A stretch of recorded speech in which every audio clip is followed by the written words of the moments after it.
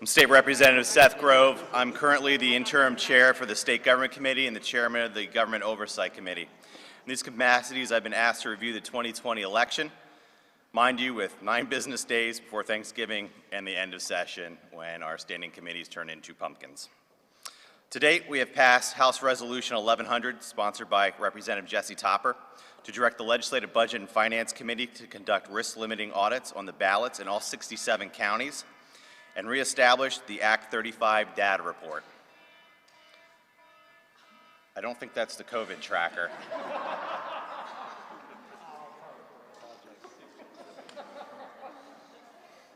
Can't make this stuff up. The committee has sent extensive questions to the Department of State and are currently in the process of sending extensive questions to all 67 counties, election boards, to ascertain how they administered the 2020 elections and what issues they faced. Dominion voting systems, ImageCast X and ImageCast Precinct Scanner, are used in the following 14 counties: Armstrong, Bedford, Carbon, Clarion, Crawford, Erie, Fayette, Fulton, Jefferson, Luzerne, Montgomery, Pike, Warren, and my home county of York. This represents 1.3 million people who voted in the 2020 general election, or 19% of the total vote. Dominion Voting Systems has received millions in taxpayer dollars to provide voting systems to Pennsylvania. As you're tuning in today, you're probably wondering why you're not viewing a policy hearing. The committee scheduled a public hearing with Dominion Voting Systems to be held now. The members of the State Government Committee were looking forward to publicly addressing the plethora of accusations of Dominion Voting Systems in a format which would have allowed open and honest dialogue.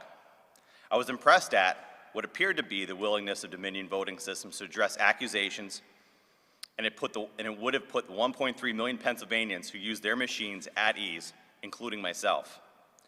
Thinking Dominion was willing to publicly back up their product, which Pennsylvania taxpayers invested millions to purchase and voters entrusted with their sacred ballots, was truly remarkable. I truly felt Pennsylvanians and the nation could get some answers into the truth of the effectiveness of Dominion Voting Systems. Unfortunately, last evening, Dominion Voting Systems lawyered up and backed out of their commitment to the people of Pennsylvania to provide their input in a public format and discuss their voting systems, of which 1.3 Pennsylvanians entrusted. Instead of running towards the light of honesty and integrity, Dominion Voting Systems retreated to the darkness. Why? Why would a vendor of public goods fear discussing their products sold to the public for the public good? If Dominion's products were successful and operated as they were supposed to, why wouldn't Dominion take the opportunity to publicly review its success? How hard is it to say, our ballot machines worked exactly as promised, and they are 100% accurate? Why, after weeks of accusations, has Dominion Voting Systems not released any analysis of the success of their voting machines to the public in order to stop their accusers in their tracks? If they have nothing to hide, why are they hiding from us? Today, I am saddened to report to the taxpayers of Pennsylvania and the 1.3 million voters who trusted Dominion Voting Systems with their ballots that Dominion Voting Systems has hung you out to dry and slapped you in your faces. Not only are Pennsylvanians more skeptical, but the actions of Dominion Voting Systems last night have led credibility to their accusers' accusations. To date, the Secretary of State has initiated no plans to address any concerns of Pennsylvanians. A concerning number of Pennsylvanians have lost faith in the integrity of our election process. The elections were conducted above board. The Secretary of State and the Department would be falling over themselves to verify the results and put to rest the mistrust of this election. Trust must be earned. It is up to Dominion Voting Systems to earn the voters' trust. It is up to the Secretary of State to invalidate any rumor or accusation. I would like to call on Representative Dawn Kiefer to review some of the accusations against Dominion Voting Systems that we could have had answers to today, but will continue to process throughout rumor mills across the Commonwealth and across the United States. Representative. Good morning. Thank you, Chairman Grove. So I won't reiterate the counties, but 14 counties, mine being one of them in York County, utilize the Dominion software. And Pennsylvanians deserve to know exactly how Dominion systems worked, as well as what software was utilized in our election process, and the security measures that they had in place so that we can give voters the confidence on the election outcomes. Most of us would agree here that we trust the workers in our polling places, and we trust the workers in our counties. There are neighbors and there are people that we elected. But what we don't know, and therefore we can't trust, is the role of third-party companies, right? So when Dominion said they would come in and answer the question, this was an opportunity for them to demonstrate who they were, the services they were providing, the products that they were selling us, and how they were being utilized, and give the voters the confidence that they're looking for. Unfortunately, they're rescinding their acceptance of participation in our committee hearing, robbed our voters of that information. Dominion, questions that we had, did Dominion play a role in the tabulation of the votes cast? We don't know. And was it the same in all the counties? We don't know. Did Dominion program the software in the equipment that was used at the 12 counties? We don't know. It's what we're hearing they're doing in other states, but are they doing it here? We don't know. Was there direct county oversight? Was there expertise in that oversight? You can put anybody to oversee it, but if you don't know how it operates or why it operates, is that oversight? Were test runs conducted before the election? Were they done after the election? How do we know?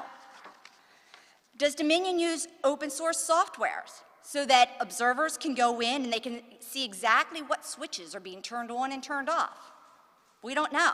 Transparency is key. So if they're doing this, if they used open source software, right, we would know what's going on there. The average observer could take a look to see what that process is. Moreover, how tightly controlled is the source code, and who has control of that source code? For all of the Dominion software that's being used in every single one of these counties. Is it the state? Is it Dominion? Is it the county? We need to know these answers. So we know that we handled just a handful of companies. Actually, I'm sorry, a handful of companies have the corner of this market. I think there's only like 4 or 5 in the entire country that provide election equipment and software. We need to know exactly how this is being operated. Having an open source is one of the ways to do that. Blind trust is not something that we can do when software is programmed and operating has to be explained. Blind trust is just simply not acceptable. To say we're disappointed by Dominion's last-minute cancellation is an understatement.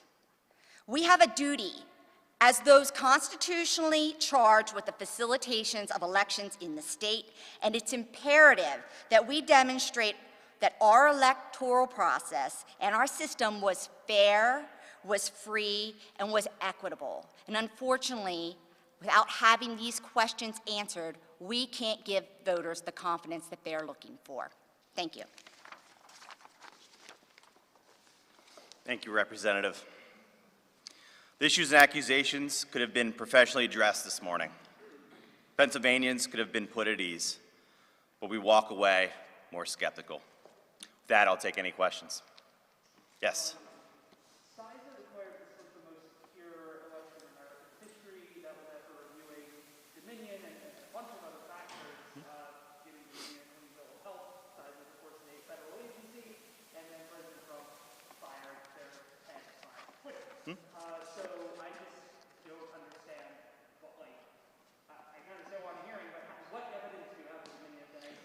So, number one, our process is to fact find.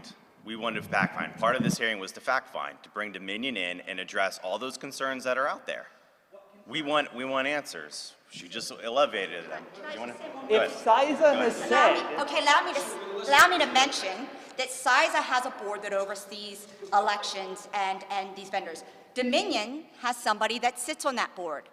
Did they participate in those hearings, in those conversations? Were they part of that? So, I mean, I think there's a little bit of a conflict of interest, and it's my understanding that each of these software and hardware companies have people that sit on this board. So, and as you ask, what do you have to say, because CISA says it was most fair, what proof do they have, without having performed the audits of everything, to say that it was the most free and fair and secure elections ever performed. What evidence did they provide?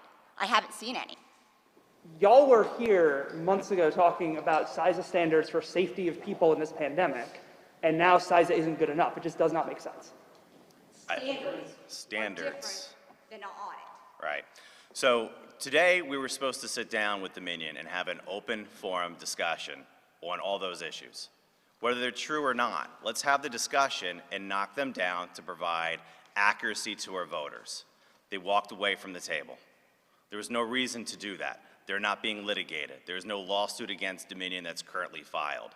If we as a standing committee, if we as legislators that are duly elected to do oversight of state government, particularly of this election, how are we to do that if everybody that we want to have to ask questions to says, sorry, we can't come before you because we might get litigated. We are not going to get any answers or address any concerns. We're putting a stop to this right now. If you're not litigated and we ask you to come before us, we expect you to fulfill your promise of coming before us and address the questions that people have.